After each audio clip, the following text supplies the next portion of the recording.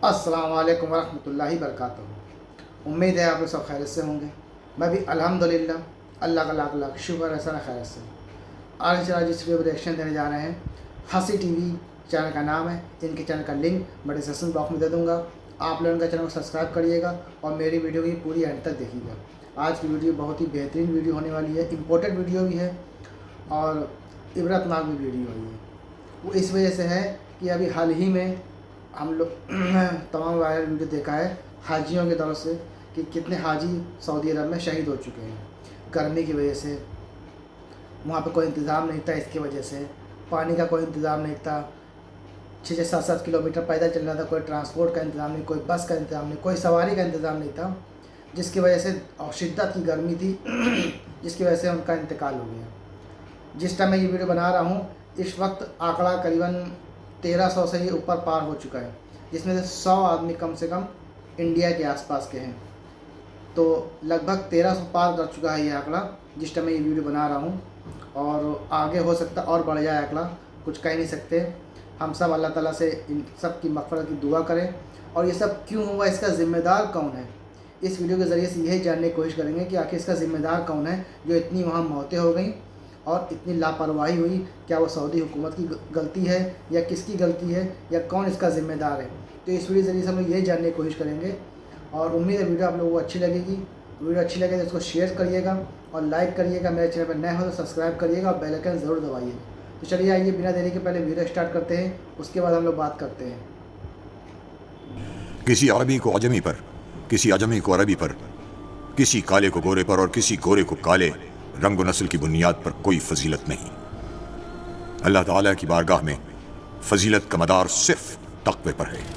हज इस्लाम का 5वां अहम तरीन रुकन है जो कि साहिब इस्तिताअत शख्स पर ज़िंदगी में एक बार फ़र्ज़ है। अल्लाह पाक कुरान करीम की सूरह अल इमरान के अंदर फरमाता है, और लोगों पर अल्लाह कहा कि यानी फ़र्ज़ है कि जो इसके घर तक जाने की ताकत रखता हो इसके घर का हज करे। हज एक अफजल तरीन इबादत है और दुनिया भर के मुसलमानों के अंदर यूनिटी की अलामत है, क्योंकि दुनिया भर के मुसलमान यहाँ पर एक जगह पर एक साथ इकट्ठा होकर एक अल्लाह के सामने सर झुकाते हैं, एक जैसा लिबास पहनकर, एक जैसे कलमात बोलकर। हदीस मुबारक में आता है कि हज इंसान के गुनाहों को ऐसे धो देता है जैसे साफ पानी मैले कपड़े को, इंसान की रूह को सुकून देता है और दुनिया की मोहब्बत को ख़त्म करके इसे आखिरत की याद दिलवाता है। इसके दिल से तकब्बुर और मैं को ख़त्म करता है जब दो सफ़ेद कपड़ों के लिबास के अंदर दुनिया का हर एक मुसलमान, चाहे वो गोरा हो चाहे काला हो, अरबी हो अजमी हो, अमीर हो या गरीब, बादशाह हो या फ़कीर, एक ही लाइन के अंदर कंधे से कंधा मिलाकर अल्लाह के हजूर पेश होते हैं। हज जहाँ पर रूहानी सुकून और अफजल तरीन इबादत है, वहीं पर यह हर साल मुसलमानों को मैदान मैशर की तैयारी करवाने के लिए भी याद दहानी करवाता है। कुरान करीम की सूरह हज के अंदर जहाँ पर बार बार हज की अहमियत बयान हुई है, वहीं पर ज़्यादातर कुर्बे क़यामत और मैदान मैशर के हिसाब किताब का भी जिक्र मौजूद है। और इन दोनों चीज़ों का एक साथ जिक्र बिला वजह नहीं है। इसकी वजह यह है कि क़यामत के दिन बिल्कुल इसी तरह से मैदान मैशर के अंदर जब मुर्दों को कब्रों से निकाला जाएगा, तो इसी तरह से एक लिबास के अंदर जिसके अंदर ना कोई अमीर होगा, ना कोई गरीब, ना कोई बादशाह, ना कोई फ़कीर, सब के सब एक साथ खड़े होकर अल्लाह के सामने पेश होंगे और इनको इनके नामे अमाल पेश किए जाएंगे। इस दिन किसी को भी किसी का अमीर होना कोई फ़ायदा नहीं देगा। मेरी इस वीडियो का मकसद सिर्फ हज की अहमियत बयान करना नहीं है, क्योंकि वो तो मुसलमान का बच्चा बच्चा जानता है, लेकिन हज की जो रूह है आज इसे भी ये स्टेटस को, या फिर यूँ कहें कि दुनियादारी और माला दौलत की तकसीम ने अमीर गरीब के फ़र्क को जन्म देकर इस रूह को ख़त्म कर दिया है। इस साल रिकॉर्ड 18 लाख लोगों ने हज किया, जिनमें से 16 लाख तो गैर मुल्की थे, जबकि 2 लाख सऊदीया के अंदर रहने वाले मकामी और गैर मुल्की लोग थे। आप सब ने खबरों के अंदर यह सुना होगा कि हज के दौरान शदीद गर्मी से 1000 के करीब हाजी शहीद हो चुके हैं। अल्लाह ताला इनकी मग़फ़िरत करे और इनके घर वालों को सब्र जमील अता करे। ये सब कैसे हुआ और इसका जिम्मेदार कौन है? इसके 2 जवाब हैं। नंबर 1 स्टेटस को, यानी अपर और लोअर क्लास के स्टेटस का फ़र्क, और दूसरा सऊदी हुकूमत की नाकामी या फिर बेहिसी। जब मैंने इन हज़ार हाजियों की अचानक मौत पर खोज शुरू की तो पता चला कि इनमें से ज़्यादातर हाजी वो थे जो कि गैर कानूनी तौर पर यानी सऊदी हुकूमत से छुप कर हज का ये फरीज़ा सर अंजाम दे रहे थे। और जाहिर है कि सऊदी हुकूमत की तरफ से इनके लिए कोई इंतजामात ना होने की वजह से, और ऊपर से शदीद गर्मी जो कि 55 डिग्री सेंटीग्रेड तक पहुँच गई थी, इनकी अचानक मौत की वजह बनी। क्योंकि एनी शाहिदीन के मुताबिक 7-7 किलोमीटर लंबे रास्ते पर ना इनके लिए कोई पानी था और ना कोई साया, और इनमें से ज़्यादातर लोग बूढ़े थे जो कि शदीद गर्मी को बर्दाश्त नहीं कर सकते थे। इन लोगों के नाम सऊदी अथॉरिटीज़ के रिकॉर्ड के अंदर भी मौजूद नहीं थे। अब यहाँ पर हम सबके माइंड के अंदर एक सवाल पैदा होता है कि क्या इस तरह का हज करना जायज़ भी है जो छुप कर या गैर कानूनी तरीके से किया जाए? तो ये मेरी अपनी राय है कि हाँ, ऐसा बिल्कुल जायज़ है। देखें, काबा पर दुनिया के हर मुसलमान का हक है और ये किसी मुल्क की मलकियत नहीं है और ना किसी कौम की मलकियत है कि किसी भी मुसलमान को वहाँ पर दाखिल होने से रोका जाए। ख़ास तौर पर ऐसे मुल्कों के लोग जहाँ पर सरकारी हज की कीमत भी 20 लाख तक पहुँच जाए और मिडिल क्लास बंदा अपनी पूरी ज़िंदगी पैसे जमा कर करके भी ये सादत हासिल ना कर पाए। इस सूरत हाल के अंदर अगर आप किसी शॉर्टकट तरीके से हज का फरीज़ा सर अंजाम दे सकते हैं तो मेरा ख्याल है इसमें कोई बुराई नहीं। इन लोगों ने कुछ गलत नहीं किया। ये सब लोग अल्लाह ताला की इबादत के लिए और फ़र्ज़ अदा करने के लिए आए थे, ना किसी गुनाह के लिए। दुनिया का कोई भी मुसलमान किसी दूसरे मुसलमान को हज जैसी इबादत और सादत से नहीं रोक सकता। इस साल हज पर मौजूद ऐनी शाहिदीन के मुताबिक सऊदी हुकूमत ने बदतरीन इंतजाम किए थे। ना तो गर्मी से बचने का कोई इंतजाम था, ना कोई ट्रांसपोर्ट की सहूलत और ना कोई सेहत जैसी बुनियादी सहूलियात। आम हाजी के लिए इन सब बेसिक नीड्स पर कोई तवज्जो नहीं दी गई। ये एक औरत जो है ये डेड बॉडी पड़ी हुई है, साथ में ये एक आदमी है, ये इंतहाई क्रिटिकल कंडीशन में है। एक डेड बॉडी वो पड़ी हुई है। इंतहाई पुअर मैनेजमेंट है सऊदी गवर्नमेंट की, इंतहाई पुअर मैनेजमेंट। ट्रेन बंद की हुई है। ये देखो एक हाजी यहाँ पड़ा हुआ है और ये उसको बस देख रहे हैं और तफरियाँ कर रहे हैं। ये हो रहा है, हंस रहे हैं, मजाक कर रहे हैं, लोग मर रहे हैं, इन्हें तफरियाँ सूझ रही हैं। जी अस्सलाम वालेकुम। हमें रेगुलर 7 घंटे हो गए हम चल रहे हैं, अभी तक तो रास्ते का कुछ आइडिया ही नहीं है कि रास्ता कहाँ पे है। इतनी फिक्र में इसका पूछ रहे हैं, कोई 1000 रियाल मांग रहा है तो 500 रियाल से पर। याद रहे कि ये आम लोग वो हैं जो कि सरकारी तौर पर हुकूमती सरपरस्ती के अंदर यहाँ पर आए थे। ये सब मिडिल क्लास लोग थे जो कि अपनी जमा पूंजी बेचकर, अपनी रिटायरमेंट के पैसे जमा करके, या फिर कोई अपनी ज़मीन बेचकर, या कोई हर साल अपना एक एक पैसा बचाकर इतने पैसे इकट्ठे कर पाया कि आखिरी उम्र के अंदर अल्लाह के घर की ज़ियारत करके हज कर सके। मगर अफसोस के बड़े बड़े म्यूजिकल कॉन्सर्ट करवाने वाले, फैशन शोज पर अरबों डॉलर का पैसा लुटाने वाले ये हुक्मरान मुसलमान भाइयों की मेहमान नवाजी की जिम्मेदारी उठा लेते। क्या ये सब इनकी तरजीहात में शामिल नहीं है, या सिर्फ इन लोगों से फीस लेना ही इनकी जिम्मेदारी थी? इन सब लोगों का कसूर ये था कि ये मिडिल क्लास के लोग थे, अमीर नहीं थे। अगर आपको मेरी बातों पर यकीन ना हो तो अपनी फैमिली या फिर दोस्तों में से ही वापस आने वाले किसी हाजी साहब से कंफर्म कर लें, सारी हकीकत खुद आपके सामने आ जाएगी। सोशल मीडिया पर कई ऐसी वीडियोस मौजूद हैं जहां पर उजाज कराम फोत होकर या फिर बेहोश होकर पड़े हैं, लेकिन इनको कोई पूछने वाला नहीं। लेकिन दूसरी तरफ है ये अपर क्लास जो कि अच्छा खासा पैसा खर्च करके यहाँ पर हज करने आई है। सऊदी हुकूमत को मोटा पैसा दिया है कि जैसे वो अपनी नॉर्मल लाइफ के अंदर 5 स्टार लाइफ स्टाइल के आदी हैं, यहाँ पर भी अल्लाह के घर के लिए भी इन्हें वही प्रोटोकॉल चाहिए। देखें, इबादत तो मुशक्कत के बगैर काबिल कबूल ही नहीं है। अगर सुबह फजर के वक्त नींद की कुर्बानी ना की जाए, नमाजों के लिए वक्त और खुद पर कंट्रोल को अल्लाह की खातिर ना रखा जाए, ज़कात की सूरत माल की कुर्बानी ना दी जाए, और रोज़े की सूरत प्यास और नफ्स की कुर्बानी ना दी जाए, और हज की सूरत इबादत की मुशक्कत ना उठाई जाए, तो ऐसी इबादत की तो रूह ही खत्म हो जाती है और ये सिर्फ एक फॉर्मेलिटी बनकर रह जाती है। अफसोस के इस अपर क्लास ने आज हज जैसी इबादत का भी बिल्कुल यही हाल कर दिया है। जहाँ पर हज के दौरान ये अपर क्लास आलीशान होटल जैसे माहौल के अंदर इबादत सर अंजाम दे रहे हैं, तो मिडिल क्लास तबका धूप और गर्मी और मुशक्कत के अंदर अपनी जान दे रहा है। हालांकि हज का असल मकसद तो इन दोनों तबकों को एक लाइन के अंदर लाकर एक साथ खड़ा करना था, इस फर्क को खत्म करना था।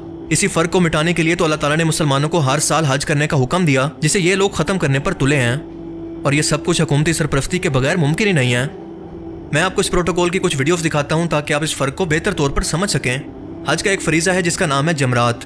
हुजाज कराम 10, 11 और 12 तारीख को पत्थर के 3 सतूनों को बारी बारी कंकरियां मारते हैं, जिसको जमार या फिर जमरात कहा जाता है। हज़रत इब्राहीम अलैहिस्सलाम की सुन्नत पर अमल करते हुए हुजाज कराम इन तीनों जगहों पर कंकरियां मारते हैं, और ये कंकर हज़रत इब्राहीम अलैहिस्सलाम ने उस वक्त मारे थे जब शैतान मुसलसल इंसानी शक्ल के अंदर आकर इनको मुसलसल वसवसे डालने की कोशिश कर रहा था।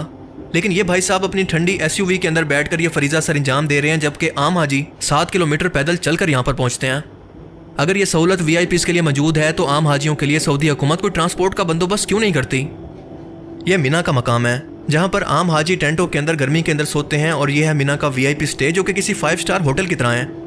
हज का हर एक रुकन, चाहे ट्रांसपोर्ट हो, खाना, रिहाइश या फिर बाकी सहूलियात, हर जगह पर अमीर और गरीब का फ़र्क इस बार हमें वाज़े तौर पर देखने को मिला। ये कुछ वीडियोस जो कि आप स्क्रीन पर देख रहे हैं, ये वहाँ के लोकल्स ने खुद बनाई हैं।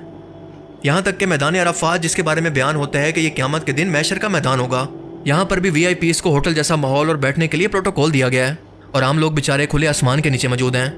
VVIPs के लिए तो बाकी हाजियों को लाखों की तादाद के अंदर एक साइड पर रोक दिया जाता है। क्या ये अल्लाह के रसूल की तालीमात थी? अल्लाह के रसूल तो इसी फ़र्क को ही ख़त्म करने आए थे। क्या हज़रत बिलाल को उम्मत के लिए मिसाल नहीं बनाया था? लेकिन ये लोग आहिस्ता आहिस्ता उसी जहालत की तरफ लौट रहे हैं। अगर सऊदी हुकूमत हर तरह की बिदात और गुमराही के खिलाफ ज़ायरीन को रोक सकती है तो इस चीज़ को क्यों नहीं रोकती? या फिर यह सऊदी हुकूमत की आमदनी का बहुत बड़ा जरिया है जिसको वो बंद नहीं करना चाहते। और याद रहे कि मैं यहाँ पर सऊदी अथॉरिटीज़ की बात कर रहा हूँ जो कि हायर लेवल पर मौजूद हैं। ये बेचारे पुलिस और फोर्स के लोग और नीचे मौजूद लोग तो खुद मजबूर हैं। इन बेचारों पर तो क्रिटिसाइज़ करना बनता ही नहीं है।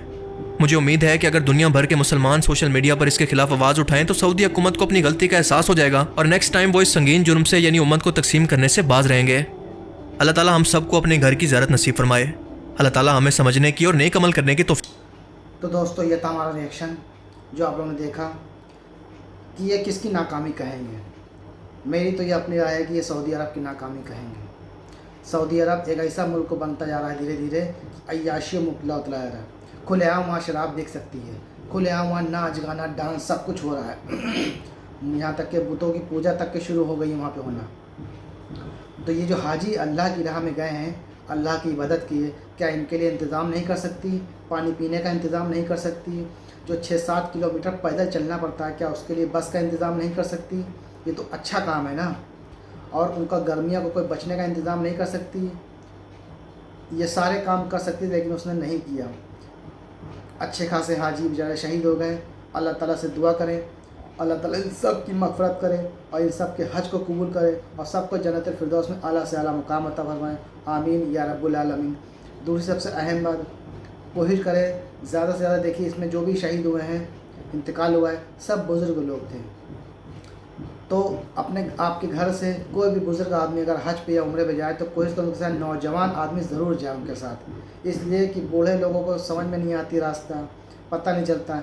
यहाँ तक तो कुछ तो ऐसे भी होते हैं इनको फ़ोन मिलाना भी नहीं आता है। तो कम से कम उनके साथ एक नौजवान शख्स ज़रूर जाए ताकि वो उनकी ज़िम्मेदारी उठा सके और उन पर आसानी हो सके। तो कोशिश करें अकेले मत भेजें किसी को भी हज पे या उम्रे पे, और साथ में जाएंगे तो ज़्यादा बेहतर है। और अल्लाह ताला से दुआ करें, अल्लाह ताला हज हम सब तमाम मोमिन मोमिनात को हज नसीब फरमाए, हज बैतुल्लाह की ज़ियारत नसीब फरमाए, मदीना मुनव्वरा की ज़ियारत नसीब फरमाए। पूरे मुल्क के लिए दुआ करें, पूरे मुल्क हिंदुस्तान के लिए दुआ करें, यहाँ भी अमन अमान सुकून हमेशा बरकरार रहे। आमीन या रब्बुल आलमीन।